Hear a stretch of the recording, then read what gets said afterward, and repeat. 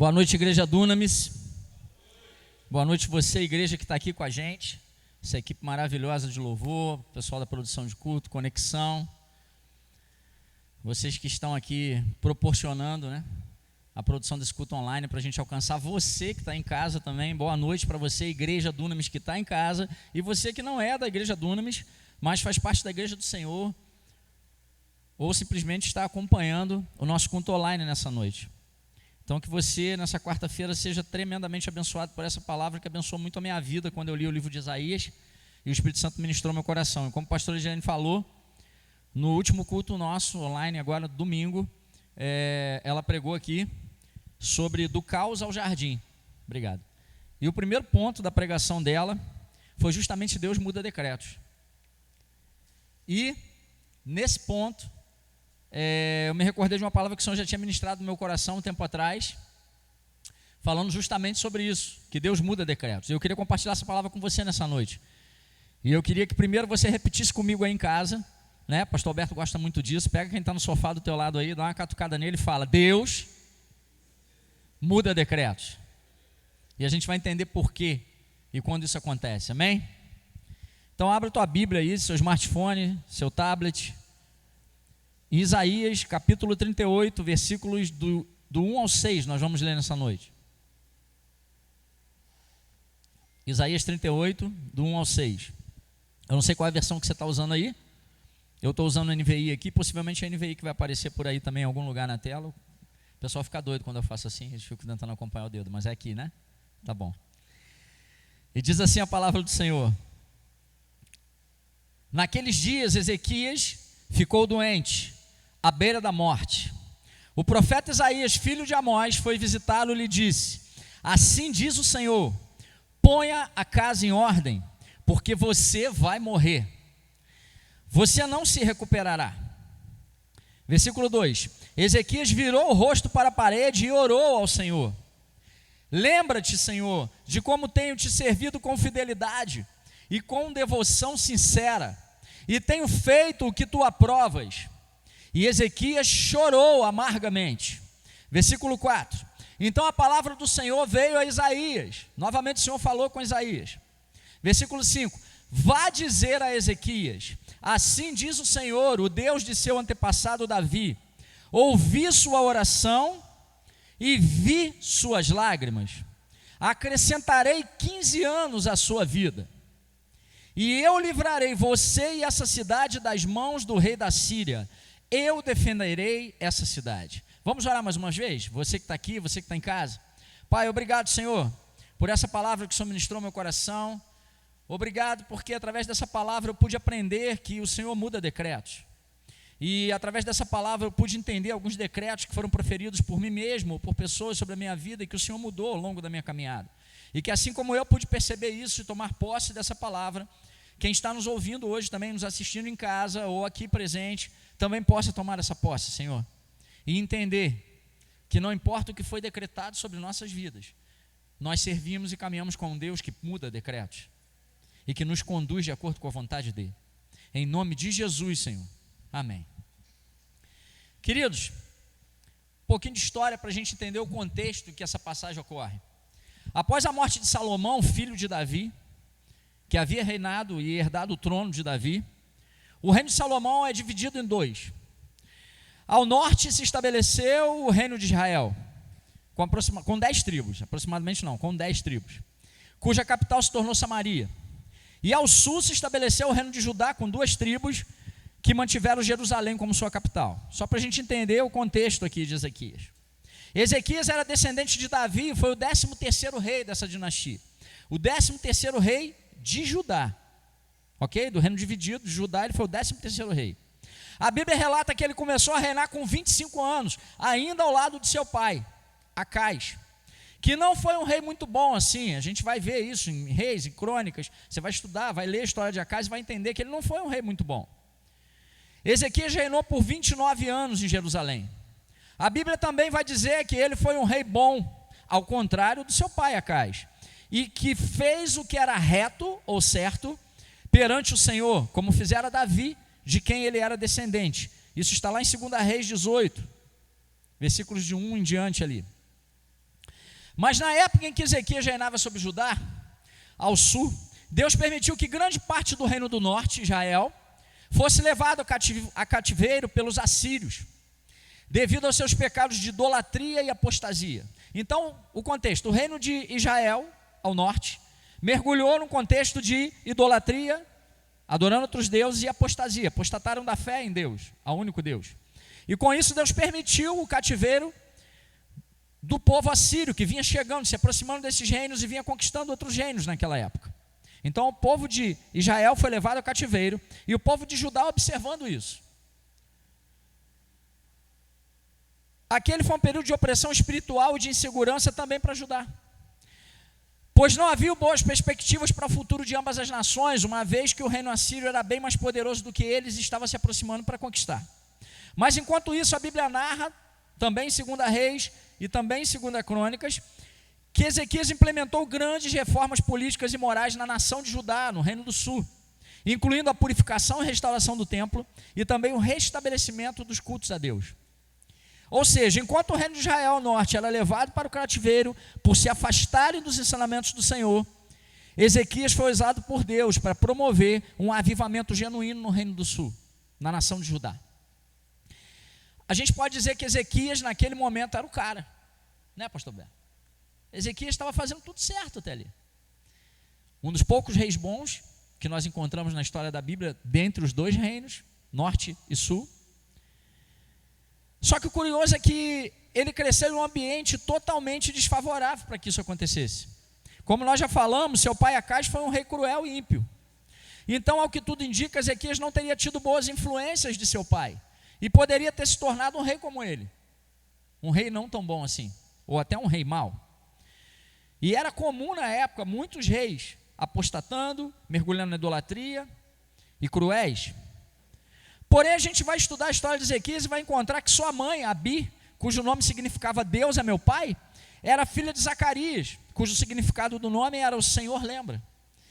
E por parte dela e de seu avô, que eram tementes a Deus, pode ter havido boas influências sobre a vida de Ezequias. Com certeza houveram, porque a Bíblia conta que ele era um rei justo e que ele fazia o que era certo aos olhos de Deus, assim como Davi, de quem ele era descendente. Possivelmente por essas influências, o filho do praticamente ateu Acaz recebeu o nome de Ezequias, que significava Deus é minha força. E ao que parece, ele realmente confiava em Deus, porque diante de tudo que vinha acontecendo com o reino de Israel, Ezequias se manteve fiel no reino do sul. Ele foi um dos poucos reis da história de Israel e de Judá que ao final de sua vida e dinastia não estava marcado por pecados, corrupção, idolatria ou prostituição, mas sim pelas boas obras que executou e pela fidelidade ao Senhor. Mas mesmo sendo um rei bom, temente ao Senhor, Ezequias enfrentou muitos desafios. Ele teve seus dias ruins, recebeu palavras, decretos de pessoas contrárias ao seu reinado, contrárias à sua postura e à sua forma de governar. Ele recebeu decretos, inclusive, do próprio Deus, como nós vimos aqui, sobre o fim de sua vida, como nós acabamos de ler no texto de Isaías, e posteriormente sobre o fim de seu reinado, sobre o cativeiro que seu povo também amargaria e haveria de passar no futuro. Mas antes disso tudo, em um desses desafios, ele se viu cercado em Jerusalém pelo rei da Síria, Sinaqueribe, que também lançou um decreto sobre Ezequias naquele momento. Lá em 2 Crônicas, capítulo 32, nós vamos ler que Sinaqueribe disse que iria conquistar Jerusalém e que nem o seu Deus iria livrar Ezequias deles. Então Ezequias ora, se coloca na presença de Deus, e a Bíblia relata que um anjo enviado pelo Senhor exterminou mais de 180 mil homens do exército assírio durante a noite, e evitou assim a invasão de Jerusalém. Sinaqueribe voltou envergonhado para o seu reinado, para o seu reino. E logo após a expulsão dos assírios, nesse contexto que nós acabamos de contar aqui, Ezequias se vê agora diante de uma nova situação crítica. Acometido de uma úlcera, que alguns estudiosos vão dizer que era um tipo de câncer, ele recebe a notícia, ou o decreto, só que agora, da parte de Deus, Agora não foi um decreto dos seus opositores, agora não foi um decreto do seu pai, agora não foi um decreto de quem tentava invadir o seu reinado. Ele recebe um decreto da parte de Deus, através do profeta Isaías, de que deveria arrumar a casa, pois iria morrer. Mas assim como orou quando o cerco a Jerusalém, e eu acredito que até com mais vigor e mais veemência, porque agora ele estava orando não pelo seu reinado, não pelo seu povo, mas pela sua própria vida. Eu acredito que ele tem orado de uma forma desesperada e ousada diante do Senhor. Ezequias se coloca diante de Deus com fé, com respeito, em humilhação, mas não se conformando com aquela situação.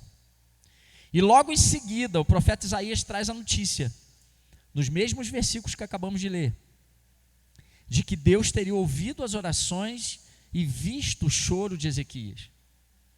E estava lhe acrescentando mais 15 anos de vida. Logo depois disso, se a gente continuar a ler, a gente vai ver que Ezequias comete um erro, mostrando os tesouros do templo aos mensageiros da Babilônia, e por isso advertido pelo profeta mais uma vez. Ele é avisado de que Deus permitiria também o cativeiro do povo de Judá, que ocorreu somente cerca de 100 anos depois. Sim, ele falhou. Se a gente continuar lendo, a gente vai ver que depois de Deus ter acrescentado 15 anos de vida a ele, depois de Deus ter ouvido suas orações e visto seu choro, Ezequias cometeu um erro. E esse erro faz com que seu povo vá a cativeiro no futuro. Ele falhou com Deus, mesmo depois de ter andado nos caminhos do Senhor e recebido as bênçãos do Senhor. Porque era homem, porque era humano. Homens falham. Ele era homem humano como eu e você, e nós erramos, falhamos também. Mas isso não mudou o que Deus havia feito na vida dele. Isso não mudou as bênçãos que o Senhor tinha derramado sobre a vida dele. Isso não apagou a história de Ezequias. O que mudou os decretos que haviam sido dados sobre a vida de Ezequias não foi o fato dele ser rei, nem o fato dele ser humano e errante como nós, mas foi o fato dele ter fé, pedir com ousadia e se colocar na presença de Deus com o coração quebrantado.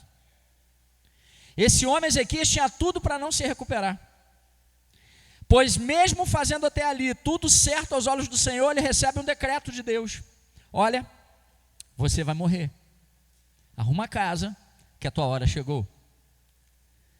É isso que o profeta Isaías fala para ele. O próprio Deus mandou que o profeta Isaías fosse dizer ao rei Ezequias, conforme nós lemos aqui no versículo 1 do capítulo 38 de Isaías: põe a casa em ordem, porque você vai morrer, você não se recuperará. Escuta isso, você que está aqui, especialmente você que vem encarando provavelmente os maiores problemas da tua vida nesse momento, você que provavelmente talvez não esteja sabendo lidar com esse momento que a gente está passando, de quarentena, isolamento social, crise na saúde, crise econômica eminente. Talvez você esteja encarando hoje os maiores desafios da tua vida. Eu não sei quais são os desafios que você está enfrentando, mas a pergunta que eu tenho para você nessa noite: o seu desafio é desse tamanho? É tão sério ou grave o teu problema nesse momento que o próprio Deus te disse ou te mostrou que você não iria se recuperar? Foi o próprio Deus que falou para você que não teria mais jeito? Se não foi Deus, então quem disse que você não iria se recuperar? Quem disse que você não vai suportar? Quem decretou isso sobre a tua vida? Quem foi que disse que essa situação em que você se encontra hoje, agora, nesse momento, não vai passar?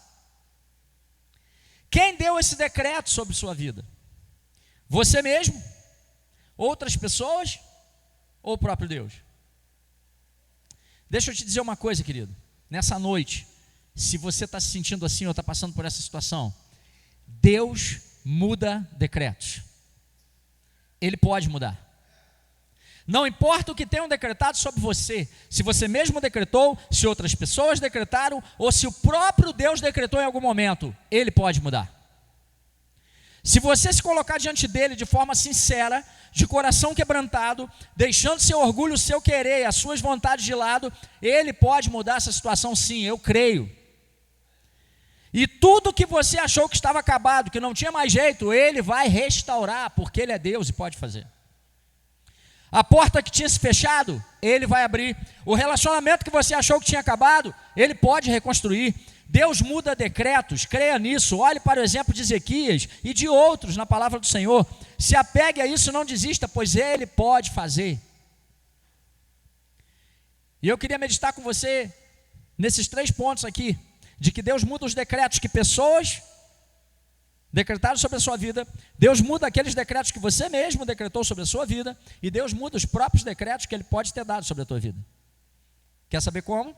Deus muda os decretos que você mesmo definiu sobre a sua vida. Ao darmos de cara com as situações difíceis, que nos machucam, nos decepcionam ou nos entristecem, às vezes os nossos olhos se enchem de lágrimas e o coração de dor. Às vezes nós não temos força para sair daquele momento em que a gente se encontra.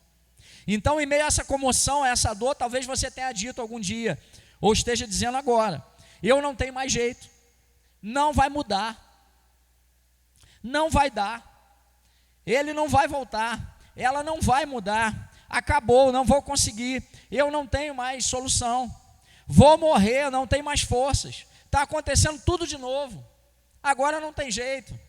Não consigo mais caminhar com Cristo, não acredito mais nas pessoas, não acredito mais em Deus, não tenho fé, não quero mais caminhar em uma igreja, estou ferido, estou caído, estou frio, estou morto espiritualmente. Eu não sei o que mais você já decretou, tem decretado na tua vida.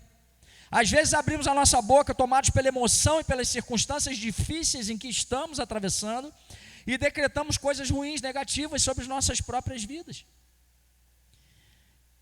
que verdadeiramente podem nos afundar ainda mais, nos levar de fato para baixo e até nos levar à morte física, emocional e ou espiritual. Porque quando a tristeza toma conta do nosso ser, quando os olhos se enchem de lágrimas, a visão embaça. A visão embaça. E as lágrimas muitas vezes nos impedem de enxergar o que está à nossa frente ou ao nosso redor. A tristeza normalmente, quando pega alguém que está assim, ela faz com que você fique assim, não é? Normalmente a gente diz que quem está triste está cabisbaixo. E sabe o que acontece? A tristeza, que muitas vezes nos coloca com a cabeça para baixo, nos impede de olhar para cima, de onde vem o nosso socorro, de onde realmente vem a provisão, de onde vem a solução de que precisamos. E não são poucas as vezes que abrimos nossas bocas quando nos vimos em situações de desespero, de perdas, de angústia, e acabamos proferindo palavras que podem trazer maldição à nossa própria vida. Tiago capítulo 3, versículos de 9 a 12 diz: com a língua bendizemos ao Senhor e Pai, e com ela amaldiçoamos os homens, feitos à semelhança de Deus. Da mesma boca procedem bênção e maldição. Meus irmãos, não pode ser assim. Acaso pode sair água doce e água amarga da mesma fonte? É o que Tiago pergunta e diz. Quando você repete insistentemente para você mesmo que está difícil, que você não vai conseguir, que não vai suportar, que não está aguentando, você está decretando a sua própria derrota. Está definindo um decreto sobre a sua situação, aquela situação que você está passando naquele momento, e você está dizendo: eu não vou sair disso. É isso que você está falando. É como se estivesse amaldiçoando sua própria vida, sabe? Baseado nas circunstâncias, no momento que você está. E se esquecendo de que o Deus da eternidade é quem tem a última palavra para a sua vida. A circunstância que você está passando não pode fazer com que você coloque um ponto final onde Deus colocou uma vírgula. Não é assim que funciona. Mas ainda que você mesmo tenha dito essas palavras: não vou me recuperar, não consigo, não tem mais jeito, e muitas outras, acredite, pela experiência de Ezequias, pelo exemplo de Ezequias, pelo testemunho de outras pessoas que nós podemos citar aqui na Bíblia e fora da Bíblia, Deus revela através destas vidas que você pode se recuperar sim, e você vai conseguir sim. Mas para isso você precisa crer. O próprio Jesus diz em Marcos 9, 23, tudo é possível àquele que crê. Então creia. Moisés declarou que não iria conseguir. Exemplo de pessoas que deram decretos sobre suas próprias vidas. Moisés declarou: eu não vou conseguir, eu tenho a língua pesada, Ele disse que ele não teria como falar com Faraó.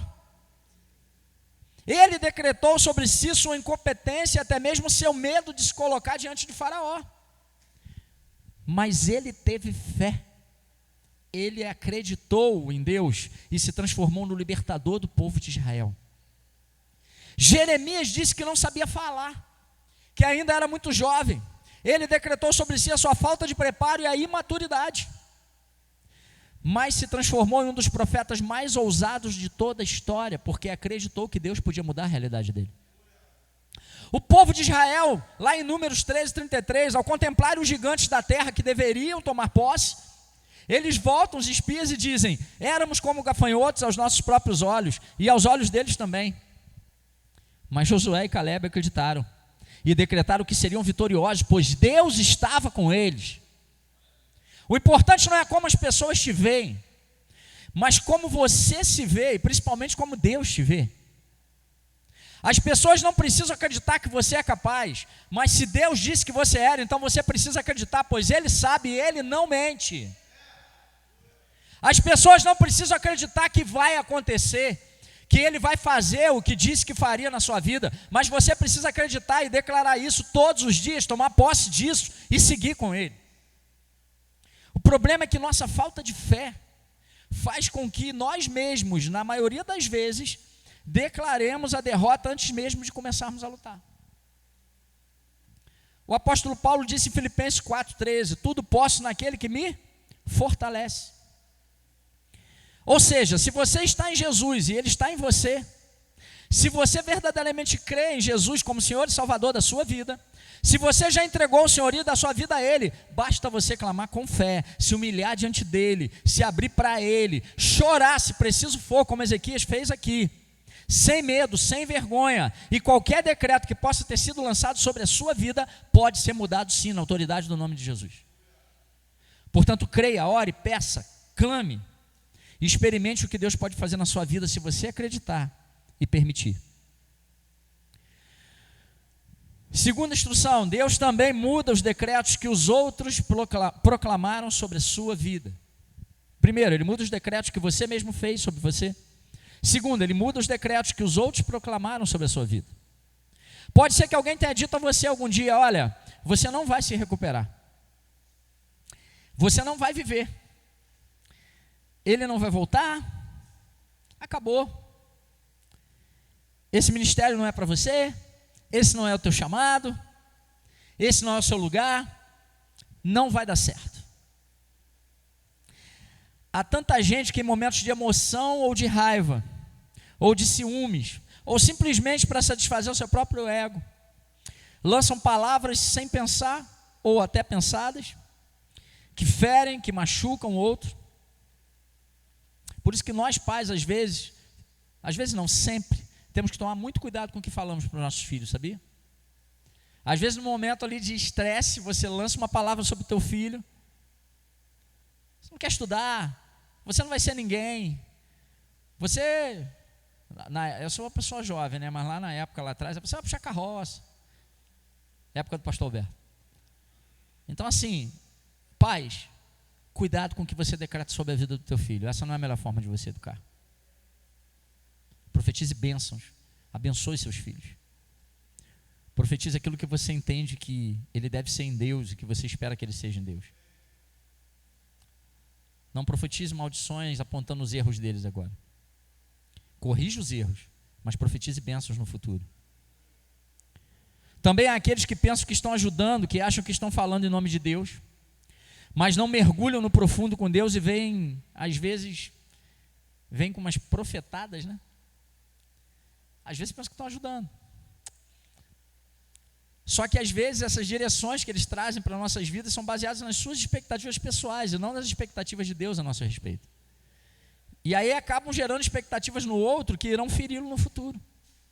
E de repente afastar mais ainda aquela pessoa de Deus.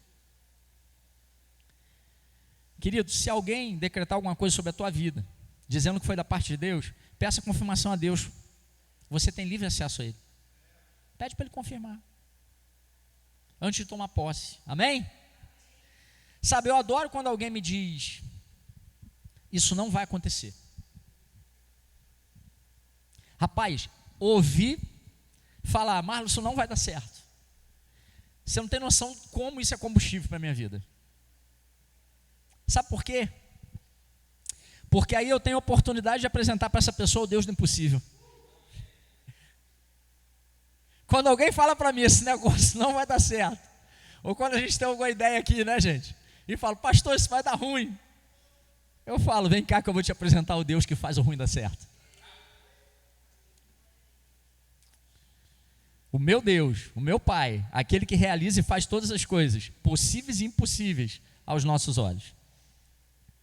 Milagres acontecem a todo instante, querido, sobre a minha vida, sobre a tua vida e sobre outras vidas, derrubando decretos que foram dados por várias pessoas no passado ou no presente até. E eu aprendi uma oração com o missionário da Jocum alguns anos atrás, que eu procuro repetir sempre. Senhor, não me deixe esquecer dos milagres que o Senhor faz na minha vida todos os dias, porque o Senhor faz milagres todos os dias. Eu é que preciso estar com os olhos espirituais abertos para perceber que são milagres. Então não me deixe passar em branco, não me deixe não perceber, não me deixe deixar de agradecer pelos pequenos e pelos sobrenaturais. E é verdade, Ele faz, Ele dá. Eu e a Edilene fomos sequestrados uma certa vez, ainda bem que foi só uma vez. Em dezembro de 2007, nós fomos sequestrados. E os assaltantes que acabaram nos levando, decretaram sobre a minha vida. Eles falaram para ela assim, olha, o seu carro a senhora vai achar lá na comunidade tal, amanhã vai estar lá. Mas o seu marido a gente vai matar. Eu não sei porque eu sou gente boa, gente, mas eles não foram com a minha cara. E aquilo foi um decreto. Você sabe o que aconteceu? Deus mudou o decreto, por isso eu estou aqui hoje. Ele me livrou da morte. Usou a Edilene para isso também. E por isso eu estou aqui hoje. Em janeiro de 2010, janeiro para fevereiro de 2010, eu descobri um tumor no intestino. Quando a médica foi me dar a notícia, depois de fazer os exames na emergência, a Edilene estava grávida do João. O João ia nascer em abril.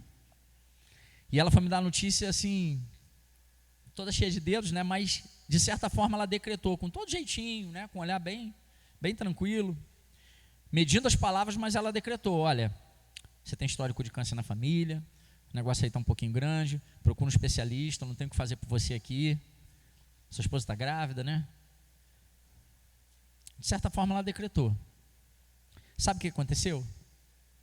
Deus mudou o decreto, o tumor sumiu 14 dias. João Vitor, nosso filho, ele nasceu bem, mas com cerca de 2 anos de vida, nós descobrimos nele um distúrbio nos hormônios da tireoide e um quadro de hipotireoidismo. Eu acho que foi isso, né, amor? Segundo a médica, ele poderia ter problema na fala, na audição e até no crescimento. Praticamente ela disse que ele teria. Ela decretou também. Não que ela estivesse errada, não. Os exames mostravam isso. Sabe o que aconteceu? Deus mudou o decreto. Hoje ele fala mais do que eu e a mãe dele junto. Ouve mais do que deveria. E o tamanho, o crescimento que ele ia ter problema, ele está com 9 anos e veste 14 e calça 36. Deus muda decretos, querido. Milagres acontecem todos os dias, todas as horas, pequenos ou grandes. Eles acontecem porque a palavra impossível não está no vocabulário do Deus que você conhece. E se você não conhece, você precisa conhecê-lo urgentemente, hoje. Você é filho dele, herdeiro dele. Então, se a palavra impossível não está no vocabulário dele, também não está no vocabulário da sua vida. Os irmãos de José decretaram sobre a vida dele: você é um sonhador, você não tem valor, você agora é um escravo. E o venderam. Ele se tornou governador do Egito e foi usado por Deus para salvar sua família e todo o seu povo.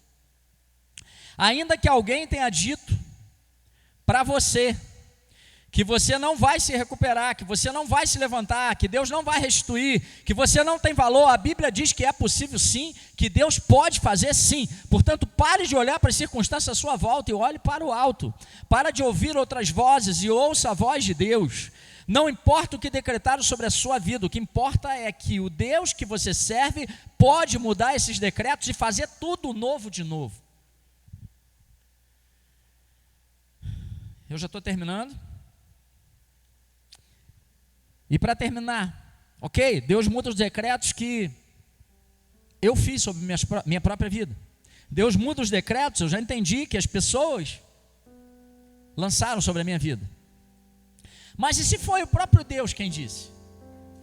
Porque foi isso que aconteceu com Ezequias aqui também. Se foi o próprio Deus que disse não tem mais jeito.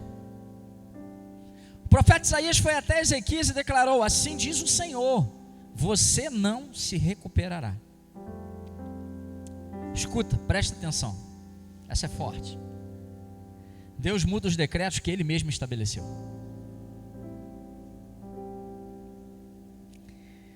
Logo depois de decretar que Ezequias morreria, Deus ouve as orações dele, vê o seu choro e muda o decreto que Ele mesmo, Deus, havia dado anteriormente. Está escrito aqui, não estou inventando não. E tem outros. Aí você vai perguntar: que Deus é esse?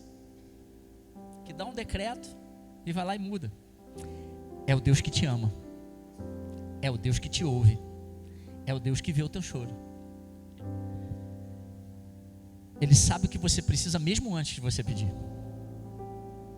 É o Deus que vê o seu choro quando ninguém mais vê. Sabe, quando você está lá sozinho chorando, Ele vê. Ele está lá com você. É o mesmo Deus que disse, decretou na sua palavra, na carta do apóstolo Paulo aos Coríntios, versículo 6, capítulo 6, versículos de 1 a 9, na primeira carta de Paulo aos Coríntios. Ele começa dizendo: vocês não sabem que os perversos, injustos, maus não herdarão o reino de Deus? Não se deixe enganar, nem imorais, nem idólatras, nem adúlteros. E ele continua falando, nem mentirosos, nem ladrões, e vai. Tem um monte de características ali, de pecados e modos de vida de pessoas que não herdarão o reino de Deus. E ele vai falando de todas elas. E depois ele continua em Apocalipse, capítulo 21, versículo 7. Ele continua decretando: mas os covardes, os incrédulos, os depravados, os assassinos, os que cometem imoralidade sexual, e vai, leia lá depois. Apocalipse 21, versículo 7, 1 Coríntios 6, de 9 ao 10. E ele completa lá em Apocalipse: o lugar dele será no lago de fogo que arde com enxofre. Essa é a segunda morte. Sabe o que Deus estava dizendo aqui? Eu vou falar na minha pessoa. Sabe o que Ele estava decretando aqui sobre a minha vida? Sim, porque quando eu olho para esses versículos, eu leio 1 Coríntios 6 e leio Apocalipse 21, eu me enquadro em pelo menos 4 ou 5 características dessas aqui no meu passado. Eu me enquadrava. Então Deus estava dizendo para mim o seguinte, antes de eu caminhar com Ele: Marlon, você vai para o inferno. Você não herdará o meu reino. Você não estará comigo na eternidade. Quando eu li isso na Bíblia, eu já tinha lido, antes de tomar a decisão de reconhecer Jesus como meu Senhor e Salvador e caminhar com Ele de fato, eu recebi esse decreto. E não foi uma vez nem duas. Você não estará comigo na eternidade porque o que você merece é o inferno. É isso que está escrito aqui para mim, na minha vida lá atrás. Mas sabe o que aconteceu comigo e com muitos outros que estão aqui? Na realidade, com todos. E com muitos de vocês que estão aí. Sabe por que nós estamos aqui hoje? Porque muitas pessoas nesse lugar e em casa também estão aqui adorando, louvando, chorando, sorrindo, apanhando, mas prosseguindo. Porque por amor a mim e a você, Ele mudou o seu decreto. Por amor a mim e a você, Ele enviou seu único filho para morrer por mim e por você numa cruz. Os decretos de Deus são justos. Se Ele não mudasse, ainda assim seria justo. Mas a sua vontade é boa, perfeita e agradável. O seu amor dura para sempre. E por isso a sua graça me alcançou, nos alcançou. E ela está disponível também para você que nos assiste agora. Nós antes merecíamos o inferno, mas Ele enviou o seu Filho, seu único Filho, Jesus, para morrer por mim e por você, pelo perdão dos nossos pecados. E Ele ressuscitou. E quando Ele ressuscitou, querido, Ele levou sobre si as nossas iniquidades, as nossas culpas. E hoje, quando reconhecemos Jesus como Senhor e Salvador de nossas vidas, quando cremos e declaramos isso, nos tornamos filhos de Deus, herdeiros de Deus, salvos por Ele e herdeiros do seu reino. Deus mudou o decreto que Ele mesmo havia dado sobre nossas vidas, sobre a humanidade, não por mérito nosso, mas sim através de Jesus, por meio da graça, e hoje nós temos livre acesso ao Pai. E Ele pode mudar todos os dias os decretos que você mesmo fez sobre a sua vida. Ele pode mudar os decretos dos outros sobre a sua vida. Mesmo que a condição em que você se encontre hoje tenha te levado para longe dele, mesmo que você nunca tenha se aproximado dele o suficiente para se sentir um filho amado, e por isso você entenda que o decreto dele sobre sua vida já está definido. O que eu tenho para te dizer nessa noite é que mesmo que você pense que não tem mais jeito, que você não é capaz de mudar, e que o seu destino já está traçado, ainda assim Ele é misericordioso e compassivo, seu coração é sensível e Ele pode mudar. Salmo 51, verso 17 diz: o sacrifício que agrada a Deus são um espírito quebrantado, um coração quebrantado e contrito, Ele não desprezará.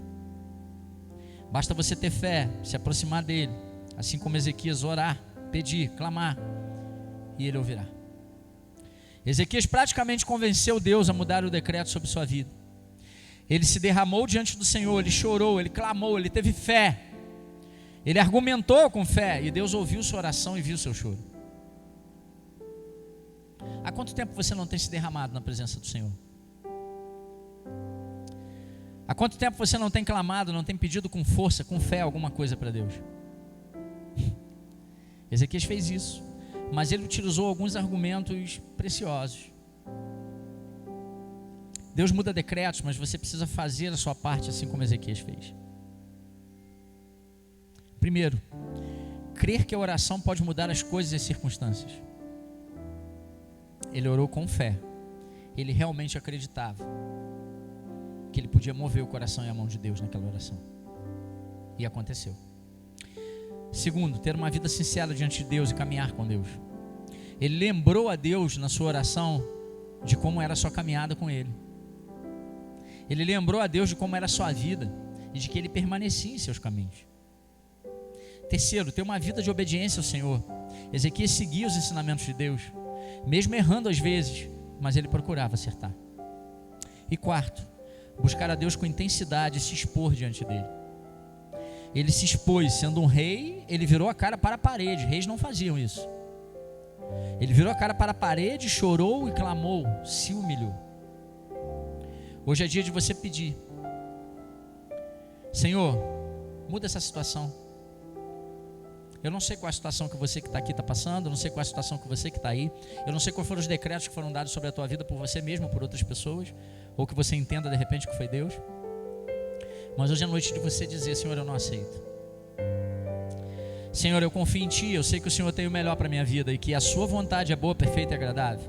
Feche os teus olhos agora. Você que está em casa, coloque uma oração sincera diante do Senhor. Apresente para Ele a situação que você está passando nesse momento e que você acha que é impossível de ser mudada.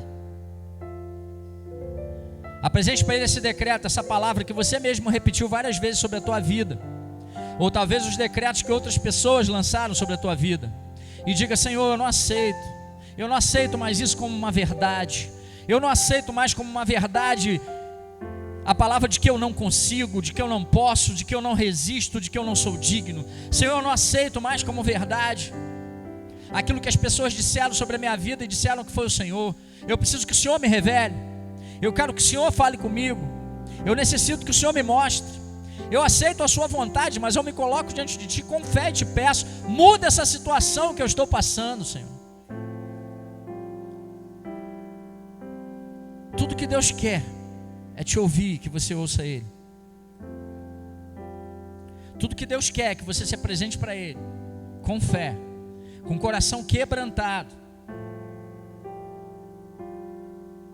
Clama, Senhor, chore na presença dele. Tira um tempo essa madrugada ou essa noite, após o final desse culto, para ter um momento a sós com Deus. Coloque diante dele essa situação que veio à tua memória aí agora, ou durante a palavra toda.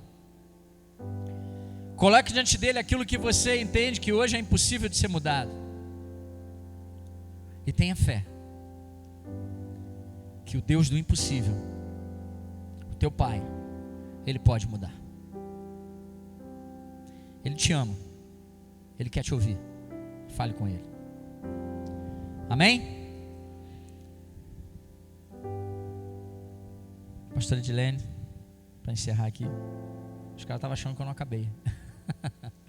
Boa noite para você que está em casa. Boa noite para vocês que estão aqui. Que Deus abençoe. Lembre-se, Deus muda decretos. Aplauda o Senhor no seu lugar. Aleluia. Glória a Deus. Que coisa boa. Não vou relembrar tudo que eu já falei no começo, porque eu sei que você pegou os anúncios, tá? Mas eu queria te lembrar só de uma coisa. Quando acabar esse culto, posta a foto sua e da sua família, para a gente ver que você está acompanhando, que você está sendo edificado, para a gente se sentir um pouquinho mais perto de você. Usa o @ lá, Dunamis Igreja, para marcar a gente. Usa a hashtag Dunamis em Casa. Isso é muito importante para a gente. A gente sente que a gente está junto, sabe? Mesmo estando separados, quando a gente vê vocês e vê que vocês estavam aí juntinho com a gente. Então não deixa de fazer isso, não se esqueça, tá? E uma outra coisa também muito importante. A gente está numa campanha aqui para elevar o número de seguidores do nosso YouTube. Então se você está por aí escutando a gente pelo Facebook, dá uma corridinha lá no YouTube rapidinho. Seu dedo não vai cair. Vai lá rapidinho, curte, ajuda a gente a fazer esse canal crescer, porque, como sempre, a gente tem recebido muitos testemunhos de coisas que Deus tem feito através dessa gravação, através desses vídeos. Queridos, esse culto está entrando em hospitais, está entrando em casas de famílias que jamais viriam à igreja. E talvez você está aí nessa situação, né? Estava sozinho e a gente fez companhia. Então, por favor, curte lá o nosso vídeo no YouTube. E não curte só não. Pega aí o link e envia para o máximo de pessoas que você puder. Porque muitas pessoas precisam saber que Deus pode mudar decretos. Deus pode mudar a situação. Deus pode dar uma nova palavra a nosso respeito. Então, se você conhece pessoas que precisam saber dessa verdade, copia o link e envia, tá, gente? A gente está contando com vocês.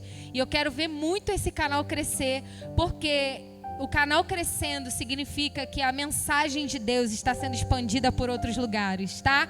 Então segue em nome de Jesus. Que Deus te abençoe, que você tenha uma semana incrível. E não deixe de ir lá no Instagram também, agora no final da mensagem, tá? A gente vai estar lá numa live, você vai ter oportunidade de interagir sobre essa mensagem. Se você ficou com alguma dúvida ou quer acrescentar, quer dar um testemunho sobre, você vai poder interagir com o pastor Marlon lá na nossa live. Pastor Alberto vai estar lá também, eu vou estar lá também. E é mais um tempo gostoso da gente se sentir juntinho, se sentir próximo, tá? Última coisa que eu preciso dizer. A gente continua atendendo normalmente os pastores, a ação social. Então a gente tem um número que você pode ligar. Esse número vai aparecer aqui embaixo, tá? Para você estar agendando o gabinete, estar agendando uma conversa. Você não está sozinho aí na sua casa. Nós estamos com você. E a gente quer bater esse papo. A gente separou um tempo de atendimento. Então a gente vai atender todo mundo via vídeo ou telefone. Então entre em contato com esse número aqui. É o número da Secretaria da Igreja. E coloca lá a sua necessidade. Via WhatsApp ou ligação. Você pode dizer, eu estou precisando de ajuda da ação social. Eu estou precisando de uma palavra. Ou eu quero conversar. Esse contato aqui é o nosso canal direto de comunicação, tá bom? Gente, ó, um beijo, que Deus abençoe você e ore para que a notícia chegue o quanto antes, que Deus mudou esse decreto do coronavírus, Deus mudou o decreto da quarentena e a gente vai estar junto o mais rápido possível. Ore por isso, que Deus vai transformar a nossa situação, amém? Que Deus te abençoe. Tchau, gente, fica com Deus, beijo.